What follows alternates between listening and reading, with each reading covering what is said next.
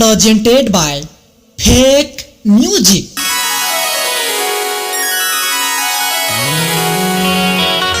देखिए भैया, हम गायक बंशीधर चौधरी और हमारे छोटे भाई गौरव ठाकुर जी, आज हम दोनों भाई मिलकर एक बहुत शानदार जीजा जी और साली के गीत BNS एंटरटेनमेंट के माध्यम से आप सबके बीच लेके आइल बानी।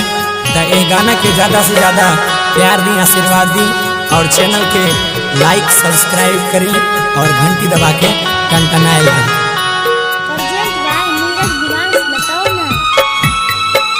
अभी आप सुन रहे हैं गुजराती रविंद्र राज का धमाकेदार संगीत। Mobile number 77 79 88 60 25।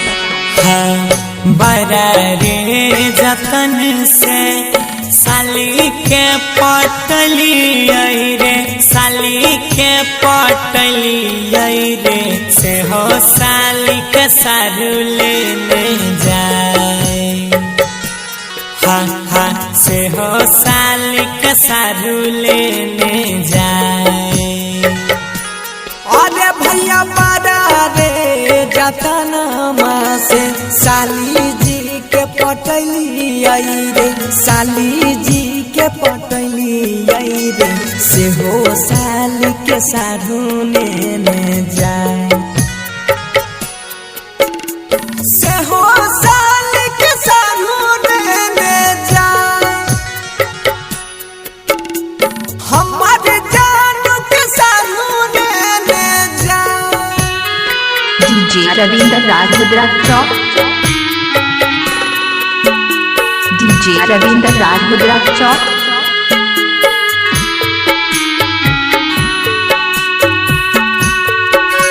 Mobile number 77 79 88 60 25। इलाका चाहे किसी का भी हो, धमाका रविंद्र का ही होगा। आहो भैया दामी दामी लहंगा चोली किनी किनी दिली हो, लानी लानी दिली हो, सारू सारी पिन्हाई लेने जाए। हाँ, सारू सारी पिन्हाई लेने जाए। आहो भैया दामी दामी लहंगा चोली किनी किनी दिली हो, किनी किनी दिली हो, सारी पिन्हाई सारू लेने जाए।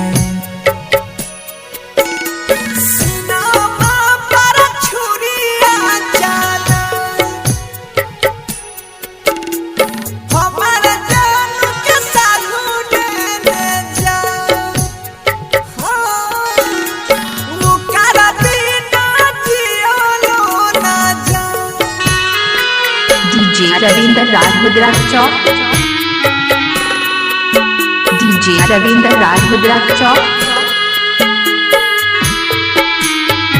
Mobile number 77 79 88 60 25।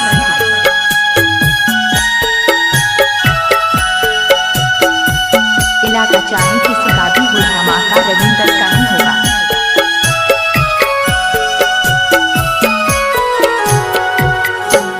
अहो रामा बेकार भेल करल धारल, छोटा लई संगतिया हो, छोटा लई संगतिया हो, ससुरा जाई के जैते सब भुलाए।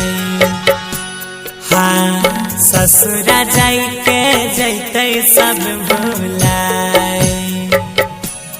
आहो भैया बेकार भेल करल धरल, बनसिया गौरव के, सोनुआ विमले साबा के, ससुरा जाई के जैते सब भुलाए। ससुरा जाई के जैते सब भुलाए। से हो साली के सारू लेने जाए। करवाने के लिए संपर्क करें 77 79 88 60 32।